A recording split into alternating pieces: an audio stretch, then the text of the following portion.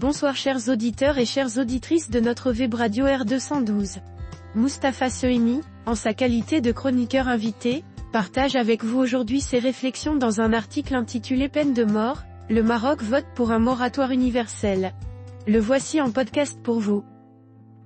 Moustapha Sohimi ouvre son propos en soulignant une démarche qui représente une troisième voie, ainsi.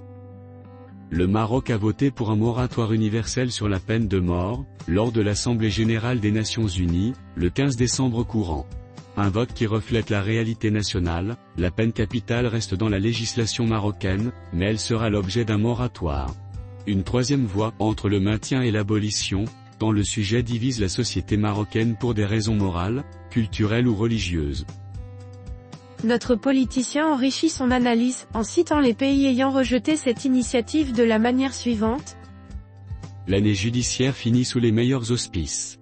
Le Maroc a en effet voté pour un moratoire universel de 2 ans sur la peine de mort, lors de l'Assemblée générale des Nations Unies, le 15 décembre courant.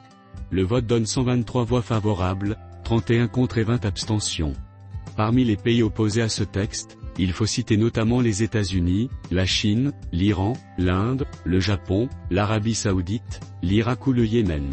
Une vingtaine d'autres pays n'ont pas participé à ce vote, dont l'Algérie. Notre chroniqueur explore cette dynamique en rappelant la création, en 2003, de la coalition marocaine, qui regroupe 7 ONG majeures de cette manière. Il faut rappeler que l'abolition de la peine de mort fait l'objet depuis des années d'une forte mobilisation de la société civile. Ainsi, l'on peut citer la coalition marocaine, créée en 2003, qui rassemble pas moins de 7 ONG, l'Observatoire marocain des prisons, l'Association marocaine des droits humains, le Forum marocain pour la vérité et la justice, l'Organisation marocaine des droits humains, l'Association des barreaux au Maroc, Amnesty International section marocaine et le Centre pour les droits des citoyens.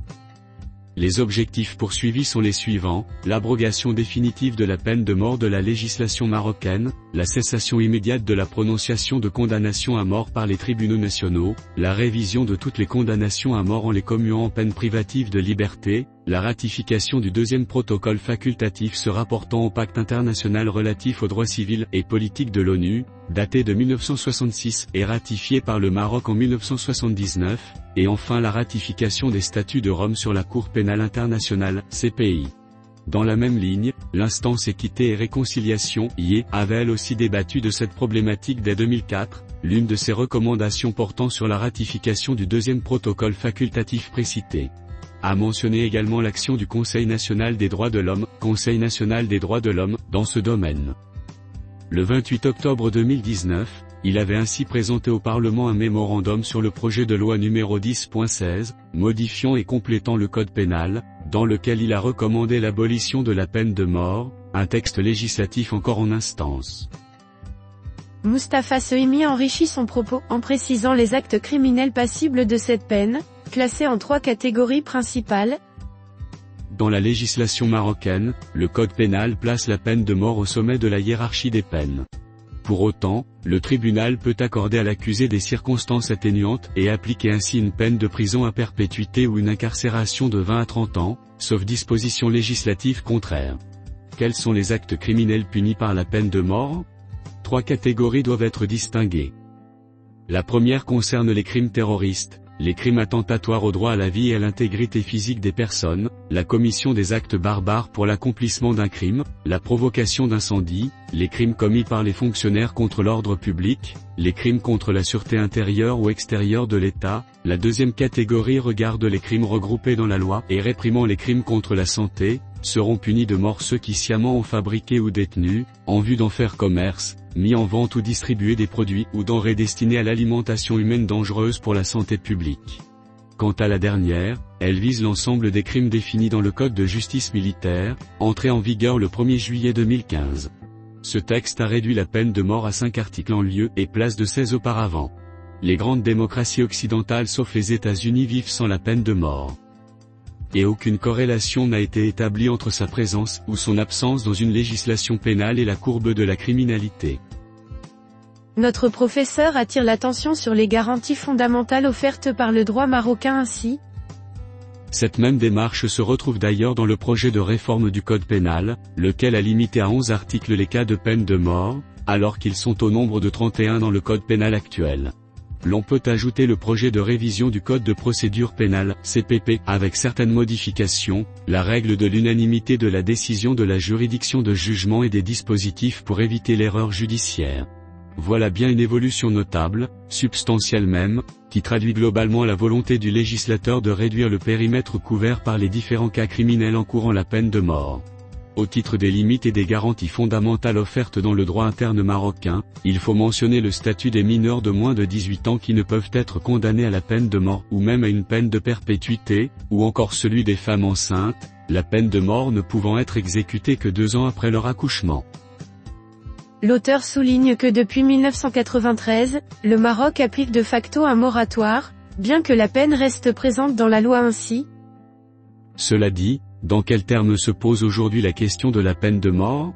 Le Maroc applique de facto un moratoire, l'exécution des peines capitales prononcées par les autorités judiciaires est suspendue depuis 1993, et durant la décennie précédente, 1981 à 1992, il n'y avait eu qu'une seule exécution. Le débat national a rebondi depuis l'adoption de la nouvelle constitution du 29 juillet 2011. Celle-ci consacre expressément en son article 20 que le droit à la vie est le droit premier de tout être humain. La loi protège ce droit.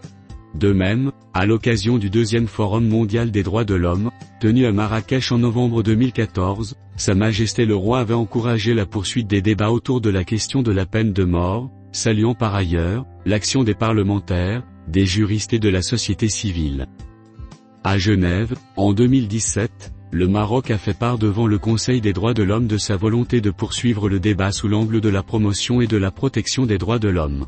Il a aussi abrité, à Rabat, le 18 mars 2022, la conférence nationale et maghrébine sous le thème « Mécanismes législatifs et perspectives d'abolition de la peine de mort au Maroc et au Maghreb ». Enfin, Mustapha Sehimi conclut en affirmant que la position marocaine reflète un choix complexe et nuancé en ces termes. Une grande avancée donc que le vote par le Maroc sur un moratoire universel sur la peine de mort. Mais par la voix du ministre de la Justice, voici quelques jours seulement, il a été précisé que cela ne signifie pas l'abolition automatique de la peine de mort. Une position qui a été présentée, ici et là, comme ambiguë, la peine de mort va donc rester dans la législation marocaine, mais elle va être éligible à un moratoire, sans doute une 3e voie entre le maintien et l'abolition de la peine de mort. Il est vrai que cette réforme divise la société pour de multiples raisons morales, culturelles et même religieuses. En attendant, 88 condamnés dont une femme sont dans le couloir de la mort. Un débat de conscience. Les grandes démocraties occidentales sauf les États-Unis vivent sans la peine de mort.